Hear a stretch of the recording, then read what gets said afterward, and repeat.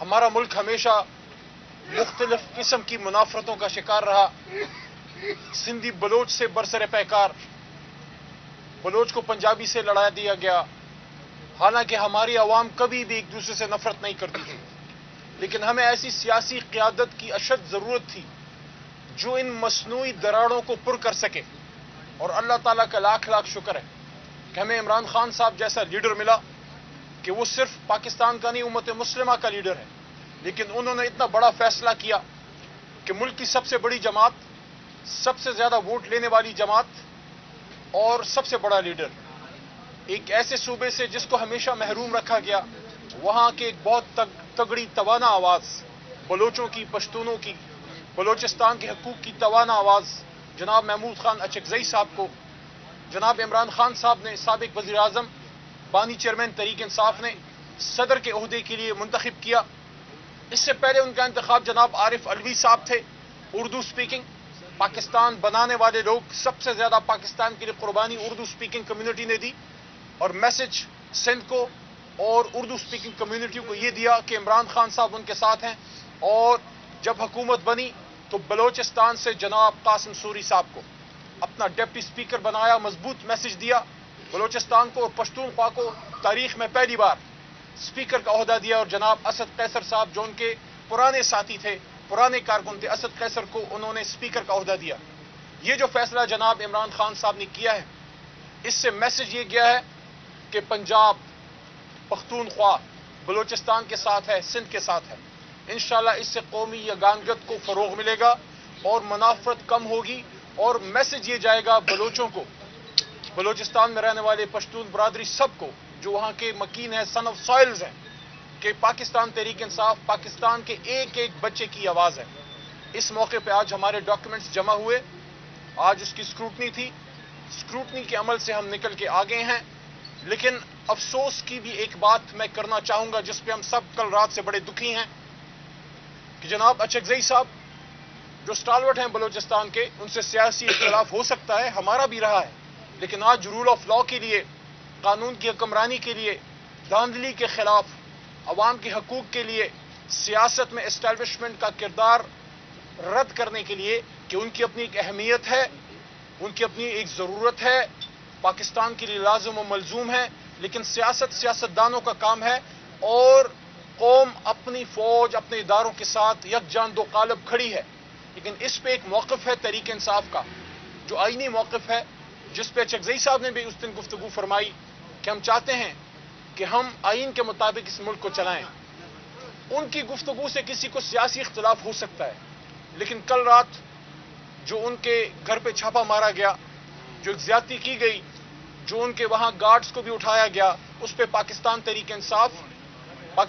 انصاف کی parliamentary party جو اس وقت سنی اتحاد کونسل کے نام سے عارضی طور پہ پارلیمان میں ہے، ساتھ میں ہمارے چیف عامر ڈوگر صاحب،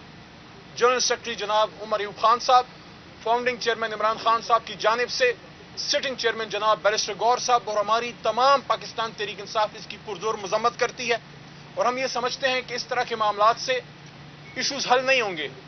جذبات میں آئے بغیر ٹھنڈے دماغ سے بیٹھ کے ہم پاکستان کے مسائل کا حل اس پارلیمان میں حل کر سکتے ہیں، جو ہمیشہ اچکزئی صاحب بھی یہ بات کرتے تھے، عمران خان صاحب بھی یہ بات کرتے ہیں، اور شومئی قسمت میاں نواز شریف صاحب اور زرداری صاحب بھی یہ بات کرتے تھے، لیکن اس پہ عمل کرنا ان کا ندارت. بہرحال انشاءاللہ ہم پر امید ہیں. آخری بات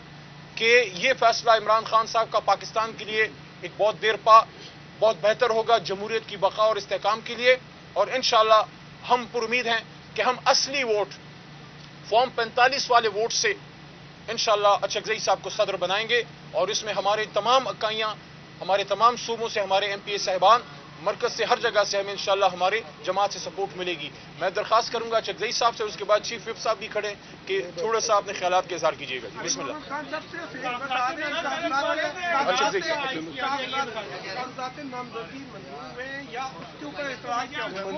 منظور ہو گئے. اعتراض کیا تھا؟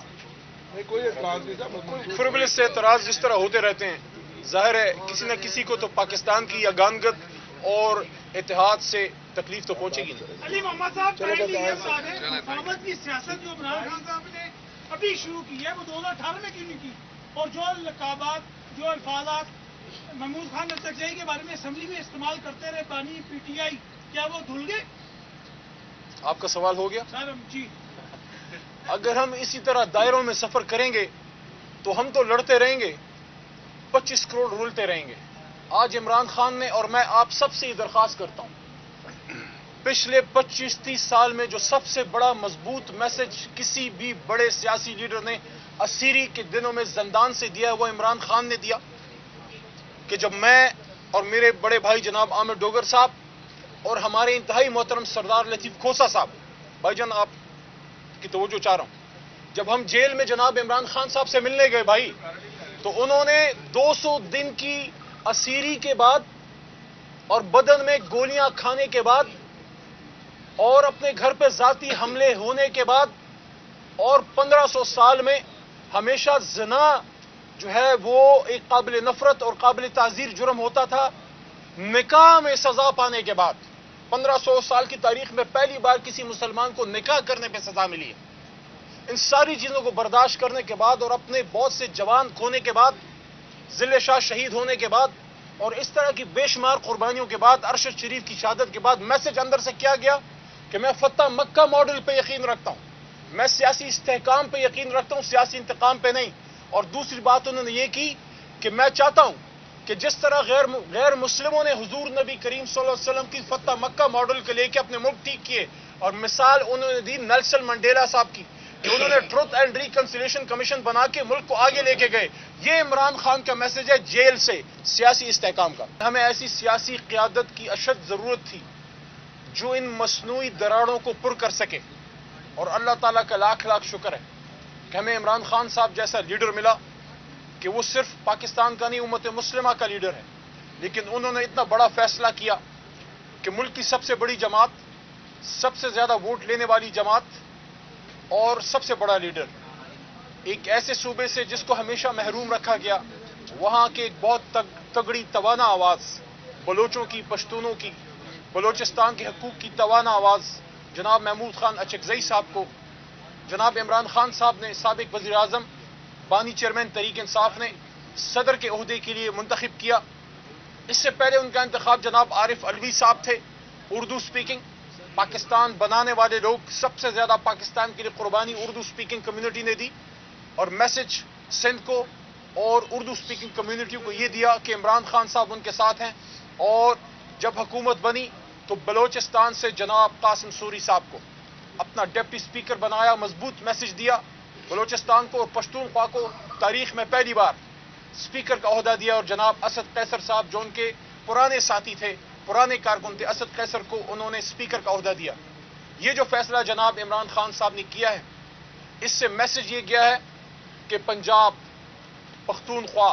बलोचिस्तान के साथ है, सिंध के साथ है। इंशाल्लाह इससे कौमी यगानगत को फरोग मिलेगा और मुनाफरत कम होगी, और मैसेज ये जाएगा बलोचों को, बलोचिस्तान में रहने वाले पश्तून बरादरी सबको जो वहां के मकीन है, सन ऑफ सॉइल्स हैं,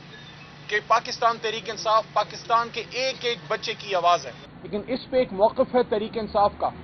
जो आईनी मौक़िफ़ है, जिस पे अचकजई साहब ने भी उस दिन गुफ्तगू फरमाई कि हम चाहते हैं कि हम आईन के मुताबिक इस मुल्क को चलाएं। उनकी गुफ्तगू से किसी को सियासी इख्तिलाफ हो सकता है, लेकिन कल रात जो उनके घर पे छापा मारा गया, जो ज्यादती की गई, जो उनके वहां गार्ड्स को भी उठाया गया, उस पे पाकिस्तान तहरीक इंसाफ की पार्लियामेंट्री पार्टी जो इस सुन्नी इत्तेहाद काउंसिल के नाम से आर्जी तौर पर पार्लियामान में है, साथ में हमारे चीफ आमिर डोगर साहब, जनरल सेक्रेटरी जनाब उमर अयूब खान साहब, फाउंडिंग चेयरमैन इमरान खान साहब की जानिब से सिटिंग चेयरमैन जनाब बैरिस्टर गौर साहब और हमारी तमाम पाकिस्तान तहरीक इंसाफ इसकी पुरजोर मजम्मत करती है। और हम ये समझते हैं कि इस तरह के मामलात से इशूज हल नहीं होंगे।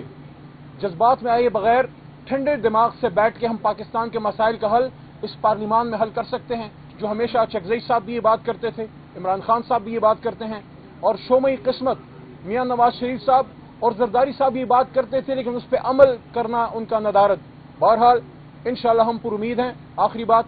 कि ये फैसला इमरान खान साहब का पाकिस्तान के लिए एक बहुत देर पा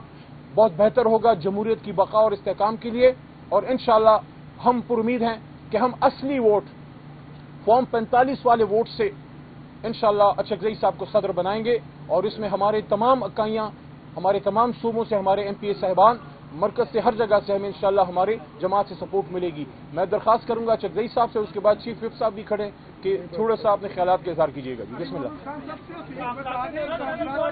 اچھکزئی صاحب منظور ہوئے منظور ہو گئے؟ اعتراض کیا تھا؟ نہیں کوئی اعتراض نہیں تھا، فربلس سے اعتراض جس طرح ہوتے رہتے ہیں، ظاہر ہے کسی نہ کسی کو تو پاکستان کی یگانگت اور اتحاد سے تکلیف تو پہنچے گی نہیں۔ علی محمد صاحب حکومت کی سیاست جو عمران خان صاحب نے ابھی شروع کی ہے وہ 2018 میں کی تھی، اور جو لقابات، جو الفاظات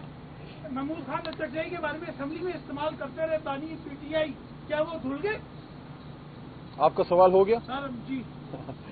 اگر ہم اسی طرح دائروں میں سفر کریں گے تو ہم تو لڑتے رہیں گے، 25 کروڑ رولتے رہیں گے۔ آج عمران خان نے، اور میں آپ سب سے یہ درخواست کرتا ہوں، پچھلے 25-30 سال میں جو سب سے بڑا مضبوط میسج کسی بھی بڑے سیاسی لیڈر نے اسیری کے دنوں میں زندان سے دیا، وہ عمران خان نے دیا، کہ جب میں اور میرے بڑے بھائی جناب عامر ڈوگر صاحب اور ہمارے انتہائی محترم سردار لطیف کھوسا صاحب، بھائی جان آپ کی توجہ چاہ رہا ہوں، جب ہم جیل میں جناب عمران خان صاحب سے ملنے گئے بھائی، تو انہوں نے 200 دن کی اسیری کے بعد اور بدن میں گولیاں کھانے کے بعد اور اپنے گھر پہ ذاتی حملے ہونے کے بعد اور 1500 سال میں ہمیشہ زنا جو ہے وہ ایک قابل نفرت اور قابل تعزیر جرم ہوتا تھا، نکاح میں سزا پانے کے بعد 1500 سال کی تاریخ میں پہلی بار کسی مسلمان کو نکاح کرنے پہ سزا ملی ہے۔